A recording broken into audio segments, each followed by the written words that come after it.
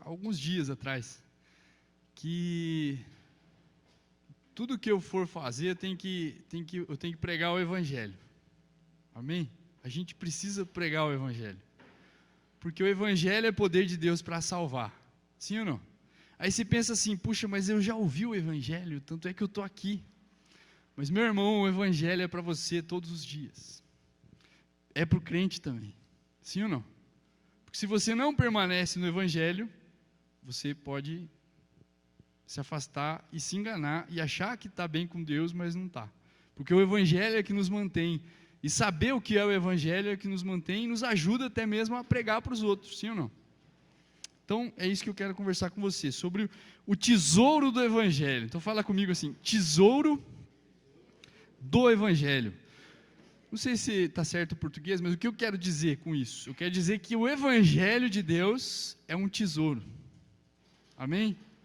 Então o Evangelho, a boa notícia que Jesus veio trazer, que Jesus veio derramar sobre nós, é um tesouro. E é sobre isso que eu quero conversar com você. Então, em Lucas capítulo 19, no verso 11, fala assim: a multidão estava atenta ao que Jesus dizia. Então, como ele se aproximava de Jerusalém, contou-lhes uma parábola, pois o povo achava que o reino de Deus começaria de imediato. Disse ele: um nobre foi chamado a um país distante para ser coroado rei e depois voltar. Antes de partir, reuniu 10 de seus servos e deu a cada um deles 10 moedas de prata, dizendo: invistam esse dinheiro enquanto eu estiver fora. Seu povo, porém, o odiava e enviou uma delegação atrás dele para dizer: não queremos que ele seja nosso rei. Depois de ser coroado rei, ele voltou e chamou os servos aos quais tinha confiado o dinheiro, pois queria saber quanto haviam lucrado. O primeiro servo informou: Senhor, investiu seu dinheiro e ele rendeu 10 vezes a quantia recebida. Muito bem, disse o rei. Você é um bom servo, foi fiel no pouco que lhe confiei e como recompensa governará 10 cidades. O servo seguinte informou: Senhor, investi seu dinheiro e ele rendeu 5 vezes a quantia recebida. Muito bem, disse o rei, você governará 5 cidades. O terceiro servo, porém, trouxe de volta apenas a quantia recebida e disse: Senhor, escondi seu dinheiro para mantê-lo seguro. Tive medo, pois o Senhor é um homem severo. Toma o que não lhe pertence e colhe o que não plantou. Servo mau, exclamou o Senhor. Suas próprias palavras o condenarão. Se você sabia que sou homem severo, que tomo o que não me pertence e colho o que não plantei, por que não depositou o meu dinheiro? Pelo menos eu teria recebido os juros. Então, voltando-se para os outros que estavam ali perto, o rei ordenou: tome o dinheiro deste servo e deem ao que tem 10 moedas. Mas, senhor, disseram eles, ele já tem 10. Então o rei respondeu: sim, ao que tem mais lhe será dado, mas do que nada tem, até o que tem lhe será tomado. E quanto a esses meus inimigos, que não queriam que eu fosse rei, tragam-nos aqui e executem-nos na minha presença. Amém? Até aqui, vamos orar. Pai, agradecemos, Senhor, pela Tua palavra, pela palavra que é maravilhosa, que é viva e eficaz, que é mais cortante que uma espada de 2 gumes, que é apta para discernir entre alma e espírito, entre juntas e medulas. Paizinho, nós te pedimos, Deus, que a Tua palavra venha com revelação sobre nós, que o Teu Espírito de revelação e sabedoria caia sobre nós nessa noite, Pai, e que nós possamos não só ter uma sabedoria natural aqui, Pai, algo que foi naturalmente entendido, mas nós queremos uma revelação no nosso espírito, Deus, daquilo que o Senhor tem para nós nesse texto, dos ensinamentos do Senhor para nós, Pai. É isso que nós te pedimos em nome de Jesus. Fala conosco, Espírito Santo de Deus. Amém. Amém, irmãos? Então aqui é uma história bonita, sim ou não? E sobre o que é essa história?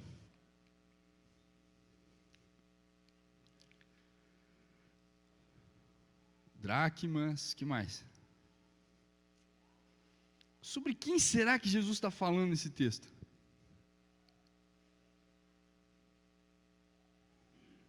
Lucas 19, do 11 em diante. Sobre quem que Jesus está falando nessa história aí? Servo. Quem é o rei? Ou melhor, quem é o nobre que vai para uma terra distante para ser coroado rei? Quem? Jesus.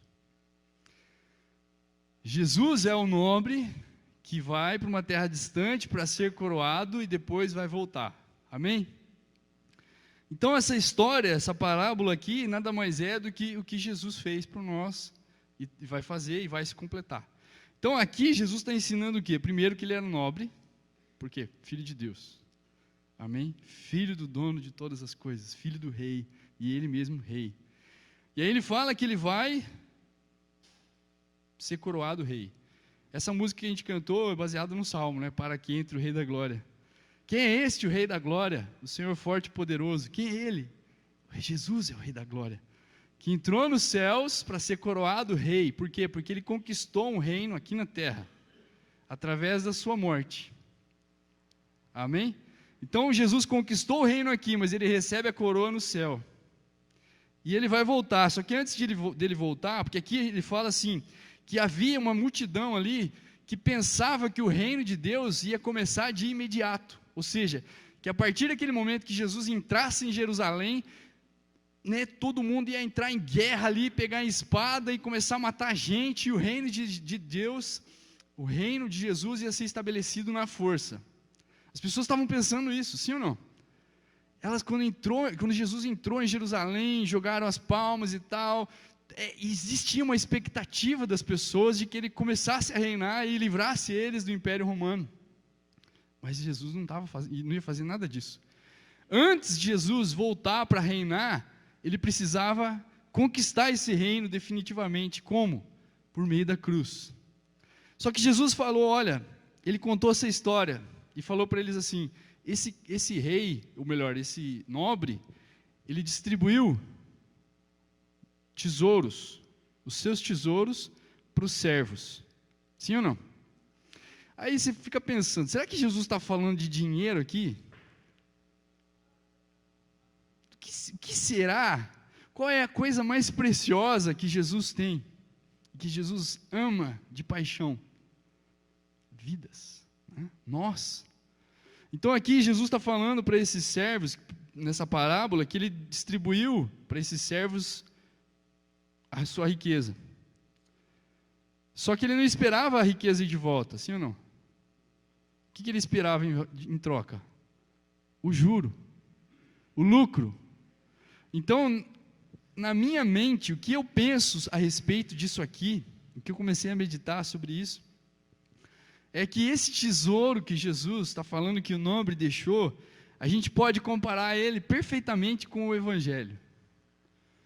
O Evangelho, ele é poder de Deus para salvar, sim ou não? E o Evangelho, ele foi derramado para nós, sim ou não?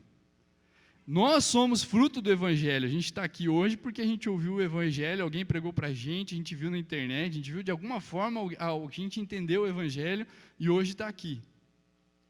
Sim ou não?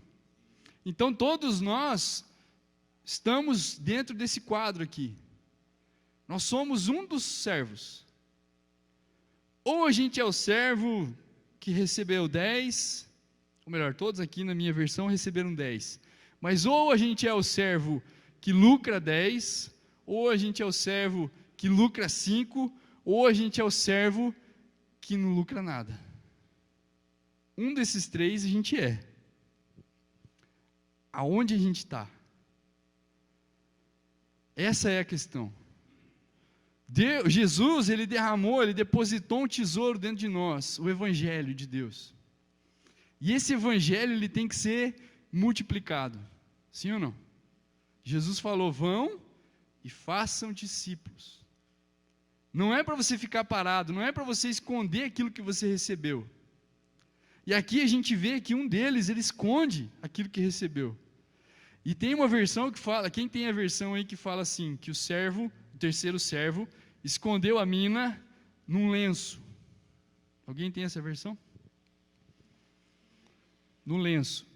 O lenço, se você pegar o original, é sudarium.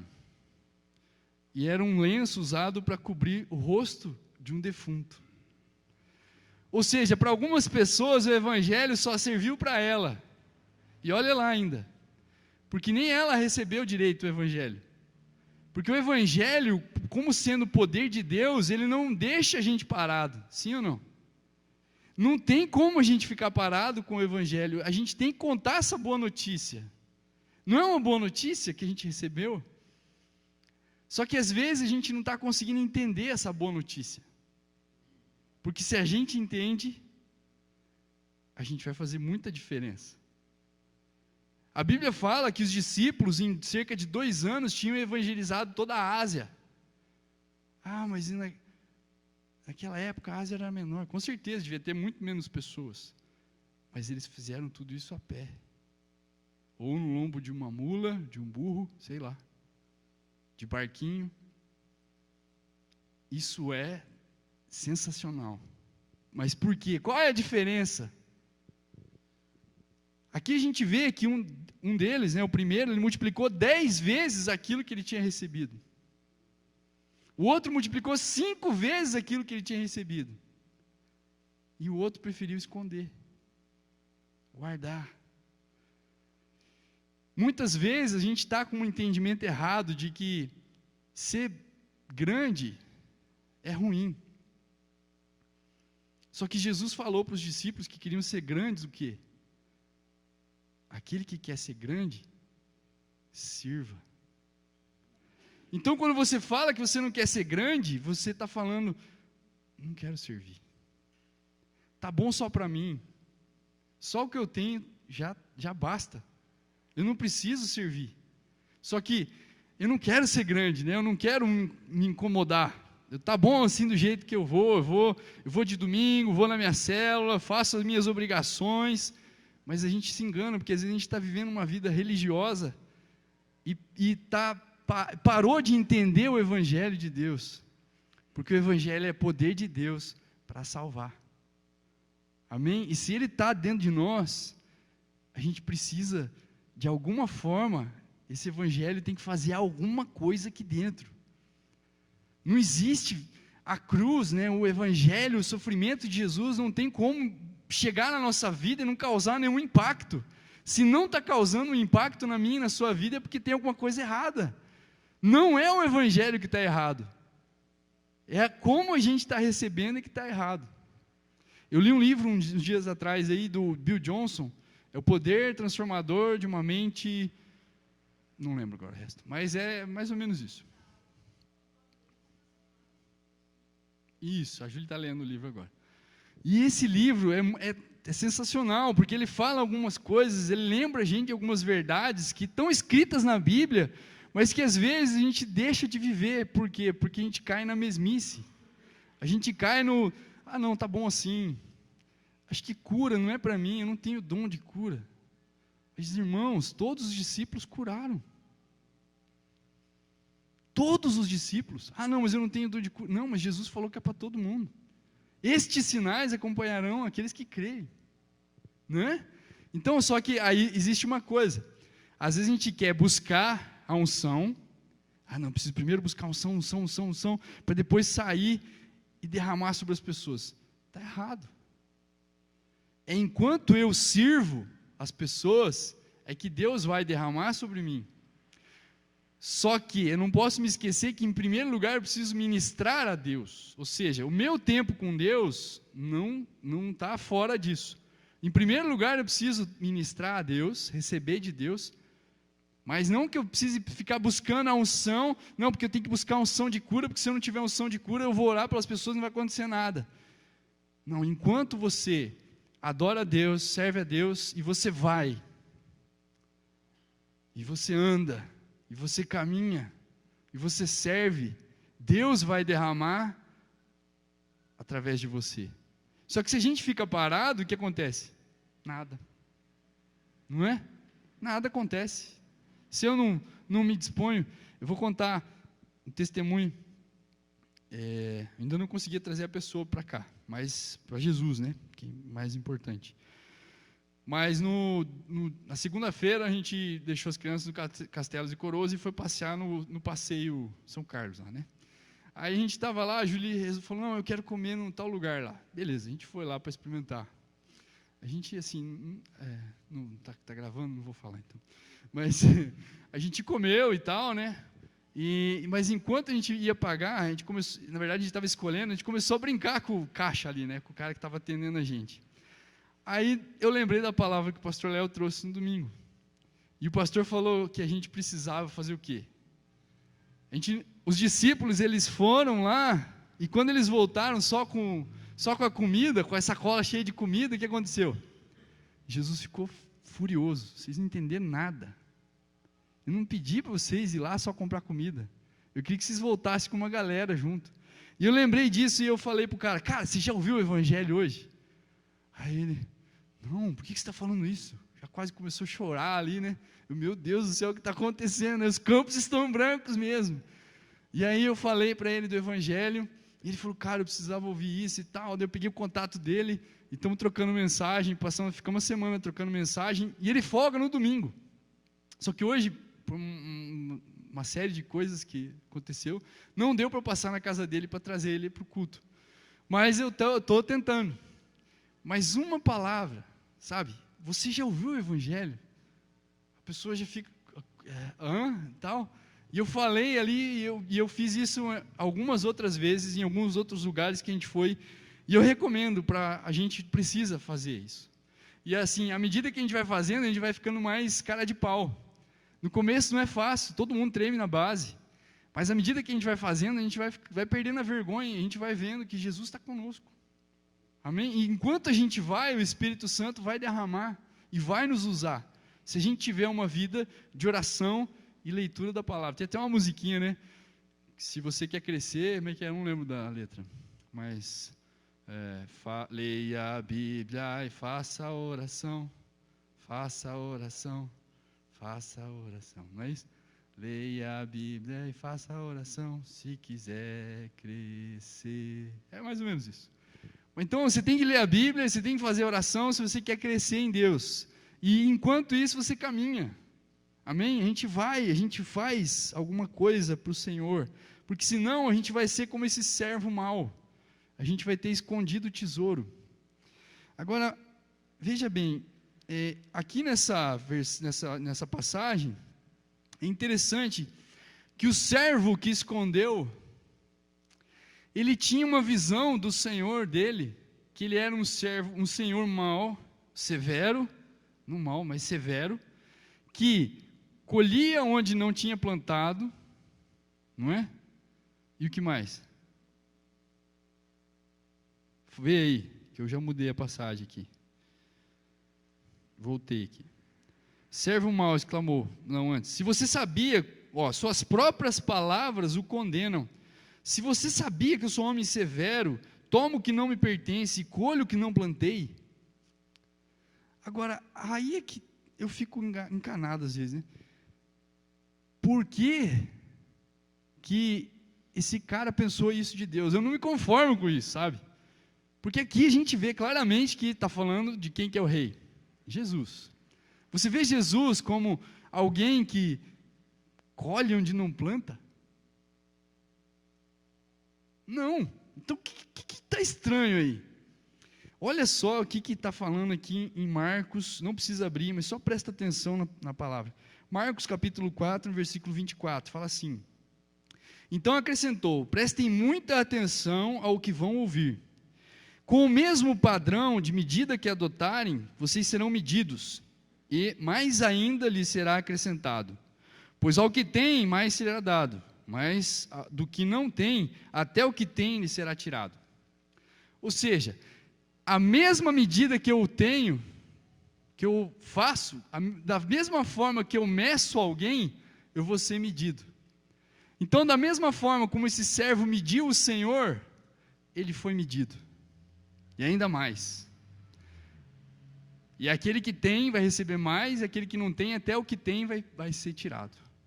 Então aí se vê que a revelação que a gente tem a respeito de Deus faz toda a diferença em como a gente se envolve com Ele e em como a gente anuncia o Evangelho.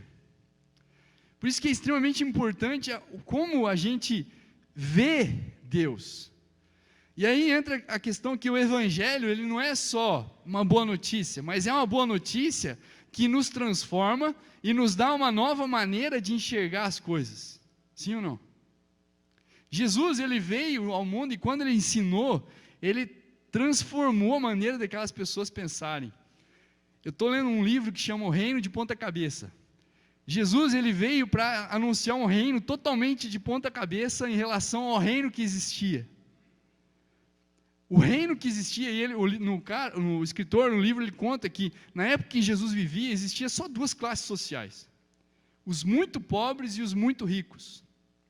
Então, você vê isso, você consegue perceber isso nos diálogos, às vezes, em como as pessoas se tratavam e tal. E Jesus, ele vem e fala, bem-aventurados os pobres.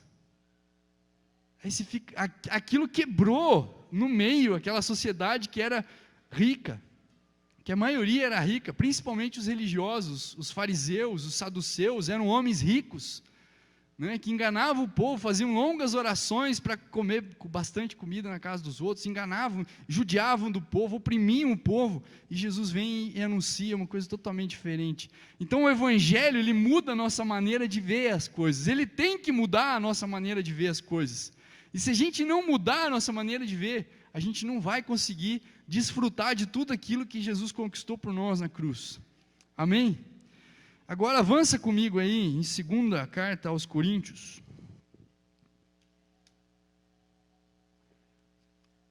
No capítulo 3, no verso 16. A palavra de Deus fala assim. Isso, 2 Coríntios 3,16. Paulo está explicando aqui sobre, ele está fazendo um paralelo com o Evangelho, com a boa notícia, com a glória de Deus, com a glória da segunda aliança, digamos assim, em relação à glória da primeira aliança. E ele fala que o Moisés, ele chegou a usar um véu para esconder o rosto dele que brilhava, porque aquilo estava desaparecendo. E daí no 16 ele fala assim, contudo, sempre que alguém se volta para o Senhor, o véu é removido, pois o Senhor é Espírito, e onde está o Espírito do Senhor, aí lá há liberdade. Portanto, olha agora, presta atenção nisso. Portanto, todos nós, dos quais o véu foi removido, podemos ver e refletir a glória do Senhor. E o Senhor, que é Espírito, nos transforma gradativamente à sua imagem gloriosa, deixando-nos cada vez mais parecidos com Ele. Veja só, que interessante isso aqui. O véu é removido daqueles que se achegam ao Senhor, sim ou não? Só que só remover o véu não basta, a gente precisa ser transformado de glória em glória. Na medida que a gente se aproxima do Senhor, a gente passa a refletir a glória dEle, como por um espelho. Imagina isso, a glória de Deus bate em você, e ela reflete em você como um espelho para as pessoas.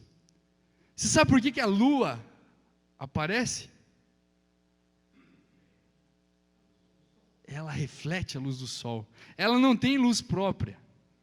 Ela é um exemplo do que nós devemos ser. Nós não temos luz própria. A nossa luz é refletir a glória de Deus. Então, aqui Paulo está falando, olha, vocês que se aproximaram do Senhor, vocês que tiveram o véu removido, agora vocês precisam se apresentar diante dEle, para que vocês possam refletir a glória dEle como por um espelho. Você vê Ele e reflete a glória dEle. Esse é o nosso chamado principal. Amém? Como filhos de Deus, nós devemos nos apresentar diante dEle, para que a gente possa refletir a glória dEle como por um espelho. E aí ele ainda continua. Não, ele fala assim, que nós fomos transformados de glória em glória, né, depende da versão, ou aqui fala gradativamente a sua imagem gloriosa, deixando-nos cada vez mais parecidos com Ele. Por que a gente vê que os dois primeiros servos, veja só, quais são as palavras que os dois primeiros servos ouvem do Senhor? Servo bom e fiel, porque você foi fiel no pouco, eu vou te colocar sobre o muito. Bom para um judeu, bom é fazer algo por completo. Então fala assim, ser bom é fazer algo por completo. Fiel vem de fidelidade. O pastor já falou várias vezes isso, né? Quando saiu o CD, né, pastor? Que o CD, ele tinha um compromisso de reproduzir uma alta fidelidade. Ou seja, ele era fiel ao original, à gravação original. Então você, dentro da sua casa, você colocava um CD, você tinha o som que foi gravado lá naquele estúdio, dentro da sua casa. Puxa, isso é fiel. Então, quando você fala em servo bom e fiel, você está falando que o servo está agindo com fidelidade ao Senhor, ou seja, ele está agindo da mesma forma que o Senhor agiria.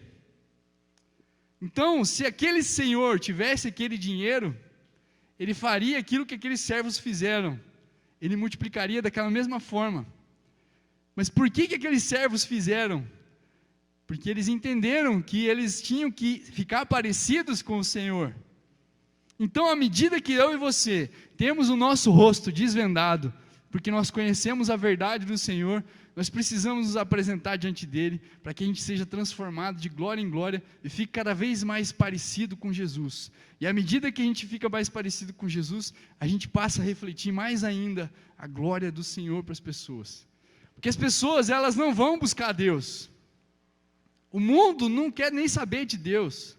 Eu e você somos o espelho que vai mostrar Deus para as pessoas. Só que se o nosso espelho estiver fosco, estiver torto, estiver arranhado, estiver às vezes apagado, a gente não vai conseguir mostrar nada. Se você colocar um véu sobre o seu espelho, se você estiver vivendo aquém daquilo que Deus conquistou para você, você não vai conseguir refletir a glória de Deus. Eu não vou conseguir refletir a glória de Deus. Por isso nós precisamos rasgar o véu, arrancar o véu fora e deixar que a glória de Deus seja refletida à medida que a gente se aproxima dele. E aí Paulo continua: portanto, visto que Deus, em sua misericórdia, nos deu a tarefa de ministrar nesse novo sistema, ou seja, ministrar dentro do Evangelho, é um novo sistema, é uma nova ordem. Deus estabeleceu uma nova regra, é um reino de ponta cabeça em relação ao reino do mundo. Nunca desistimos, porque é fácil. Jesus falou que ia ser fácil? Não é fácil. Não adianta a gente querer se enganar que o Evangelho é fácil. A pessoa fala assim, eu estou debaixo da graça, e agora é só a graça. Só que debaixo da graça é difícil. O caminho é estreito. E se não está estreito, é porque eu e você não estamos entendendo o Evangelho. Agora veja bem, ele é estreito. Por outro lado, ele é maravilhoso. Porque você está com o seu Senhor, eu estou com o meu Senhor, é isso que importa, amém? E aí ele fala, rejeitamos todos os atos vergonhosos e métodos dissimulados, não procuramos enganar ninguém, nem distorcemos a palavra de Deus, em vez disso dizemos a verdade diante de Deus, e todos que são honestos sabem disso. Se as boas novas, ou seja, se o Evangelho que anunciamos estão encobertas atrás de um véu, é apenas para aqueles que estão se perdendo. O Deus desse século cegou a mente dos que não creem, para que não consigam ver a luz das boas novas, não entendendo esta mensagem a respeito da glória de Cristo, que é a imagem de Deus. Ou seja, existe uma luta, existe um opositor, existe Satanás, e Satanás quer fazer com que nós não resplandeçamos a glória de Deus. Ele quer que o espelho esteja oculto, ele quer que o espelho esteja coberto com véu. Se você ler o livro de Jó, você vai perceber que a artimanha de Satanás, qual que é? Você lembra da história de Jó? O que Satanás fez? Qual que era a tentativa dele? Era fazer com que Jó se opusesse a Deus. Com que Jó ficasse com raiva de Deus. Ou seja, Satanás, a estratégia dele não muda, é sempre a mesma. Ele quer que eu e você tenhamos uma visão errada de Deus. Tudo está acontecendo errado na minha vida, então é culpa de Deus. Morreu uma pessoa querida, é culpa de Deus. Fui mandado embora do emprego, é culpa de Deus. Deus não se importa comigo, Deus está bravo comigo, Deus é mau. Isso é que Satanás quer incutir na minha cabeça e na sua cabeça, mas isso é mentira. Deus é bom, toda boa dádiva, todo dom perfeito vem descendo do alto, do Pai das luzes. Ele é bom. Amém? Jesus falou, não existe um bom que não seja Deus. Deus é bom. Isso precisa ficar claro na nossa mente. Só que o diabo quer cegar o nosso entendimento, quer nos enganar, fazer com que a gente pense que não, que Deus é ruim. Amém? Deus é bom, não importa o que eu e você passamos nesse mundo a gente vai ter aflições, por quê? Porque a nossa pátria está nos céus. Jesus conquistou um reino, mas para eu desfrutar desse reino, eu tenho que ser fiel aqui, eu tenho que viver essa vida em fidelidade àquilo que Jesus veio ensinar, amém? E aí ele continua, no verso 5, não andamos por aí falando de nós mesmos, mas proclamamos que Jesus Cristo é o Senhor, que nós mesmos somos servos de vocês por causa de Jesus.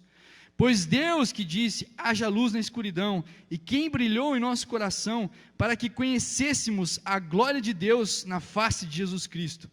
Agora nós mesmos somos como vasos frágeis de barro, que contém esse grande tesouro. Assim fica evidente que esse grande poder vem de Deus e não de nós. De todos os lados somos pressionados, aflições, mas não esmagados. Ficamos perplexos, mas não desesperados. Somos perseguidos, mas não abandonados. Somos derrubados, mas não destruídos. Pelo sofrimento, nosso corpo continua a participar da morte de Jesus, para que a vida de Jesus também se manifeste em nosso corpo. Existe aflição, existe dificuldade, existe luta, existe sofrimento, mas a glória de Deus está conosco, por quê? Porque nesses sofrimentos, a vida de Cristo se manifesta em nós. Só que aqui Paulo fala, nós não anunciamos a nós mesmos. A gente não faz propaganda da gente mesmo. Muitas vezes a gente vai evangelizar e a gente faz propaganda da gente mesmo, sim ou não? Mas não é da gente que a gente tem que falar, é de Cristo. Amém? Ele é o nobre que foi para buscar a sua coroa e vai voltar. É isso que Paulo está falando, nós anunciamos. Aqui no verso 5. Não andamos por aí falando de nós mesmos, mas proclamamos que Jesus Cristo é o Senhor. Jesus Cristo é o Senhor que vai voltar, Jesus Cristo é o Rei da glória. Jesus Cristo, Ele é o Senhor, é isso que nós temos que anunciar. Você vê que quando Paulo se converte lá em Jerusalém, no caminho para Damasco, a Bíblia fala lá em Atos, que Paulo logo se despontava e começava a proclamar com ousadia, e a mostrar para os outros com ousadia, que Jesus Cristo é o Senhor. Paulo entendeu a mensagem, e é isso que eu e você temos que fazer, e é isso que eu e você temos que nos encorajar a fazer, que a gente ande sem a face estar coberta com véu, que a gente ande sem acreditar nas mentiras de Satanás, que a gente ande brilhando a glória de Deus e anunciando que Jesus Cristo é o Senhor, amém? Agora vai para o 5, verso 18, 2 Coríntios 5, 18.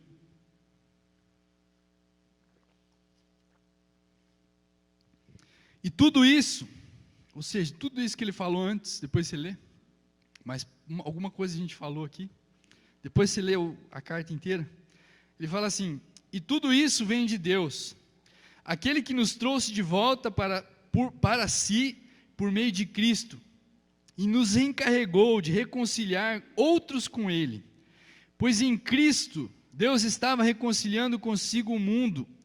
Agora presta atenção no que eu vou ler aqui agora. Não levando mais em conta os pecados das pessoas, e Ele nos deu esta mensagem maravilhosa de reconciliação. Agora, portanto, somos embaixadores de Cristo. Deus faz seu apelo por nosso intermédio. Falamos em nome de Cristo quando dizemos, reconciliem-se com Deus, pois Deus fez de Cristo, aquele que nunca pecou, a oferta por nosso pecado, para que por meio dele fôssemos declarados justos diante de Deus. Deus, Ele perdoou os pecados. O perdão está disponível. Só que as pessoas não sabem ainda que o pecado foi cancelado na cruz. Só que para eu acessar esse perdão, o que eu preciso fazer? Reconhecer que eu preciso de um Salvador. Reconhecer que eu não consigo me salvar por mim mesmo. Reconhecer que eu não sou bom.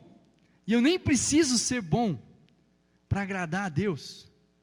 Mas que eu fui feito agradável a Deus em Jesus Cristo. Por causa de Jesus Cristo, eu fui feito bom para Deus. Mas não é por mim, não é meu mérito, não é a lei, não é o quanto eu obedeço à lei, o quanto eu conheço a lei, mas é o quanto eu ando em direção a Jesus e quero obedecer a Ele. E falo para Ele: Jesus, domina sobre mim, Jesus. Eu sei que eu não sou bom ainda, mas eu quero te seguir. Eu sei que eu não estou bom, eu sei. E aí que Paulo fala: esquecendo-me das coisas que para trás ficam, prossigo para aquelas que diante de mim estão, para o alvo, para o prêmio da soberana vocação em Cristo Jesus. Esquecendo-me das coisas que para trás ficam. Eu não tenho que olhar mais para trás, eu não tenho que olhar mais para o meu passado, eu tenho que olhar para frente, para aquilo que está diante de mim. Amém, irmãos? Não importa se você teve uma vida sofrida, um passado sofrido, algo que te condena lá atrás, não importa mais isso. Se você recebeu o perdão de Deus hoje, se o véu foi arrancado da tua cara, você pode contemplar a glória do Senhor e ser transformado de glória em glória na imagem do Filho de Deus, à medida que você avança para frente. O Senhor nos chama para caminhar para frente, não para voltar para trás. Amém? Nós não somos daqueles que retrocedem, mas nós somos aqueles que avançam. Nós não somos aqueles que caem e ficam prostrados, mas nós nos levantamos e caminhamos em direção ao amado da nossa alma. Isso é maravilhoso, isso é glorioso, isso é o Evangelho. A boa notícia é essa: eu fui aceito por Deus por causa de Cristo Jesus. Por causa do meu pecado, Jesus morreu na cruz, e eu fui feito justo. A minha justiça está nele. Amém? Esse é o Evangelho, é isso que nos faz caminhar. Amém? E isso tem que nos motivar, sim ou não? Aí eu estava contando para o pastor que um dia desses eu tinha ouvido uma palavra sobre o Evangelho. E aí o cara falou na palavra que ele às vezes ele se empolgava tanto, ou melhor, ele pregava o Evangelho para ele mesmo. Toda manhã ele pregava o Evangelho para ele mesmo. Porque o Evangelho empolga. O Evangelho traz fé. A fé vem por ouvir e ouvir pela palavra de Cristo. Qual é a palavra de Cristo? É a boa notícia. É a boa nova de que Cristo Jesus nos libertou.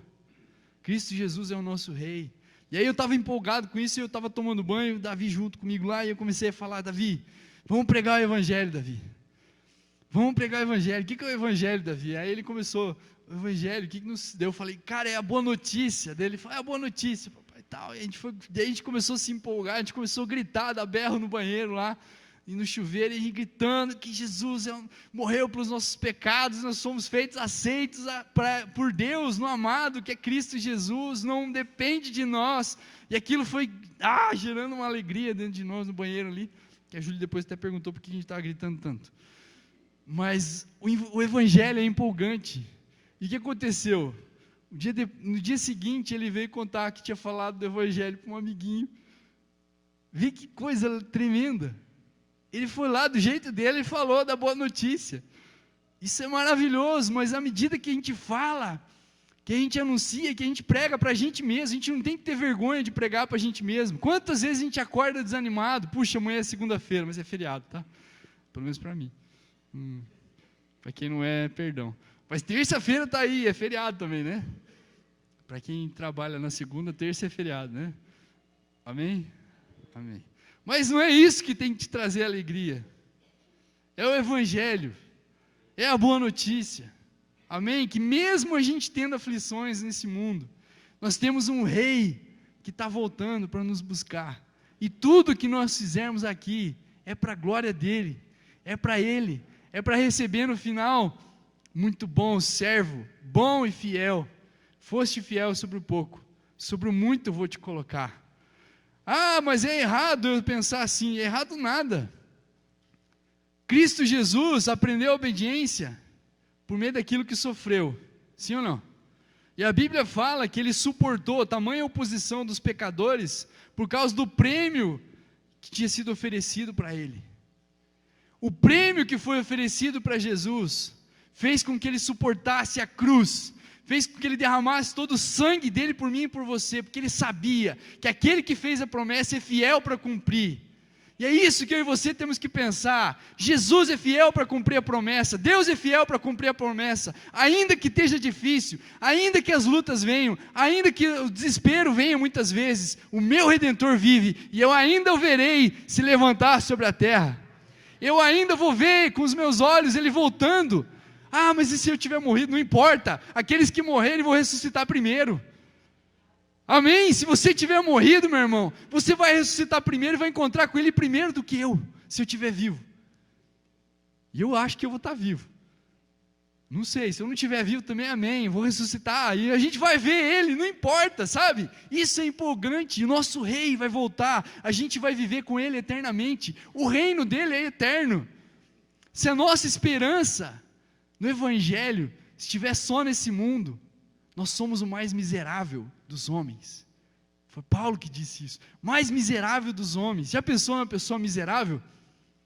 Pessoa miserável é aquela que não tem esperança nenhuma, é aquela que não tem de onde tirar nada, miséria total, você não poder fazer nada. Se nós não esperamos em Deus somente nessa era, a gente é o mais miserável. Mas em nome de Jesus, o véu foi rasgado para que a gente pudesse acessar aquele que tem o poder da morte, aquele que tem o poder da vida, melhor dizendo, aquele que venceu aquele que tinha o poder da morte. Eu e você não precisamos mais ter medo da morte. Amém? A morte é lucro, o morrer é Cristo. Sim ou não? Então para que a gente está parado? A gente tem que contar essa boa notícia. Tem um monte de gente aí fora com medo da morte, medo de morrer, medo de acordar amanhã cedo, medo de encarar uma fila de emprego, medo de encarar um vestibular, medo de encarar tantas coisas. Mas por quê? Porque elas não conhecem o verdadeiro Deus e a vida eterna. Elas não conhecem, elas estão loucas para ouvir uma boa mensagem, não de você e nem de mim, mas dele. Não que eu e você não vamos falar, nós vamos anunciar, mas uma coisa só, Jesus Cristo, e este crucificado, para a glória de Deus Pai, e não só isso, morto, mas que ressuscitou, morreu pelos nossos pecados e ressuscitou, e vai voltar. Amém? Fique de pé no seu lugar, vamos orar. Coloque a sua vida diante do Senhor, e comece a pregar o Evangelho para você mesmo. Eu quero ver você se empolgar com o Evangelho.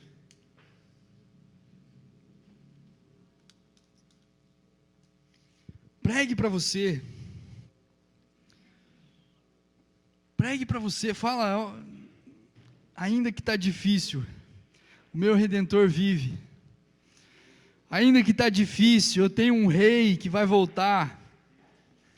Ainda que está difícil, eu tenho um tesouro dentro de mim, que é a mensagem do Evangelho, eu não quero esconder ela.